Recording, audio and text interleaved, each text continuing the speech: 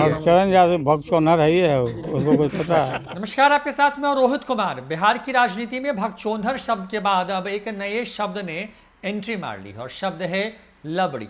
मूल तौर पर लबड़ी का मतलब होता है जो ज़्यादा बोलने वाली होती है, उसके लिए इस तरह के शब्द का इस्तेमाल होता है। लेकिन बिहार में किसको लबड़ी कहा गया है? लालू यादव ने भगचोंधर भक्त चरण दास को कहा था। अब लबड़ी की सियासत क्या है, बात इसी पर। बिहार की राजनीति में पिछले दिनों आरजेडी सुप्रीमो लालू यादव ने भगचोंधर शब्द का इस्तेमाल करके खूब सुर्खियां बटोरी। लालू ने बिहार कांग्रेस प्रभारी भक्त चरण दास के लिए इस शब्द का इस्तेमाल किया था। लालू के विरोधियों ने उन पर हमला किया और कहा कि उन्होंने भक्त चरण दास के लिए अपशब्द का इस्तेमाल किया। तो लालू ने अपने बचाव में कहा कि इस शब्द का बिहार में अर्थ होता है ना समझ। लेकिन अब बिहार की राजनीति भगचोंधर से आगे बढ़ चुकी है और अब नए शब्द की एंट्री हुई है और वो शब्द है लबड़ी। बिहार की राजनीति में लबड़ी शब्द की एंट्री पूर्व मुख्यमंत्री जीतन राम मांझी की बहू दीपा मांझी ने की है। अब आपको बताते हैं कि पूरी कहानी क्या है और लबड़ी शब्द की एंट्री बिहार की राजनीति में कैसे हुई। दरअसल बीते 8 नवंबर को लालू यादव की बेटी रोहिणी आचार्य, जो सिंगापुर में रहती हैं, उन्होंने अपने पिता के समर्थन में एक ट्वीट किया और इशारों ही इशारों में मुख्यमंत्री नीतीश कुमार पर हमला बोला।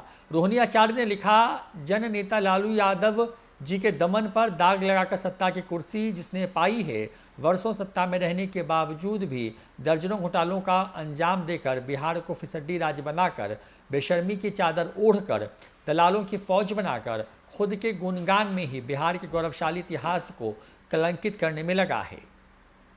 रोहिणी आचार्य ने अपने ट्वीट के जरिए नीतीश कुमार पर हमला क्या बोला, उनके बचाव में जीतन राम मांझी की बहू दीपा मांझी मैदान में उतर आई हैं। रोहिणी के ट्वीट पर बिल्कुल ठेठ अंदाज में जवाब दिया। रोहिणी आचार्य पर पलटवार करते हुए दीपा मांझी ने उन्हें सिंगापुर या महारानी कहा और लवड़ी बताया। दीपा मांझी ने लिखा कि अरे हमर सिंगापुरिया महारानी, लालू चचा के दामन पर दाग कोई नहीं लगा, लालू चचा के दामन पर दाग कोई नहीं लगाया है। गाय गेरू के चारा चोरी में शिवानंद तिवारी चाचा की कृपा से उनको कोर्ट सजा दिया है। अब सजायाफ्ता तोहरा जन नेता लग रहे हैं, तो एकरा से बड़ दलाली का होगा लबड़ी। अब आपको बताते हैं कि बिहार में बोली जाने वाली भोजपुरी भाषा में लबड़ी और लबड़ा शब्द का खूब इस्तेमाल होता है। दरअसल लबड़ी उस महिला के लिए इस्तेमाल किया जाता है जो कि झूठ बोलती है या बिना किसी कारण ज़्यादा बोलती है। इसी प्रकार से लबड़ा उस व्यक्ति के लिए इस्तेमाल किया जाता है जो ज़्यादा झूठ बोलता है या जो अकारण ज़्यादा बोलता है।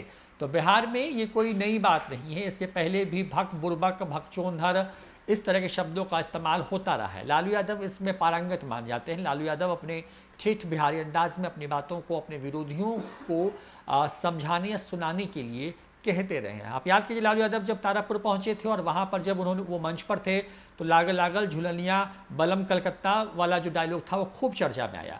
इसके पहले ही लालू यादव जब दिल्ली से रवाना हो रहे थे तब उन्होंने जो है भगचोंधर शब्द कह के भक्त चरण दास को आड़े हाथों लिया था और उसी शब्द के बाद बिहार कांग्रेस जो है लालू यादव या आरजेडी के खिलाफ और आक्रामक हो गई। बिहार की बात करें तो बिहार में इस तरह के शब्दों का इस्तेमाल लंबे वक्त से होता रहा है। एक ज़माना था जब स्वर्गीय रामविलास पासवान के लिए राबड़ी देवी ने भी लंगड़ा शब्द का इस्तेमाल किया था। इन शब्दों के इस्तेमाल के बीच में बिहार में की राजनीति में हर दिन नए नए रंग देखने को मिलते हैं। खास बात ये कि अब भगचोंधर के बाद लबड़ी जो है वो ट्रेंड कर रहा है और लबड़ी कोई और नहीं बल्कि लालू यादव की बेटी रोहिणी आचार्य के लिए जीतन राम मांझी की बहू ने इस्तेमाल किया है। अब देखना होगा कि इस पूरे मामले पर जवाब क्या आता है, लेकिन भगचोंधर से आगे बढ़कर कहानी लबड़ी पर पहुंच गई है। फिलहाल इस वीडियो में इतना ही। नमस्कार।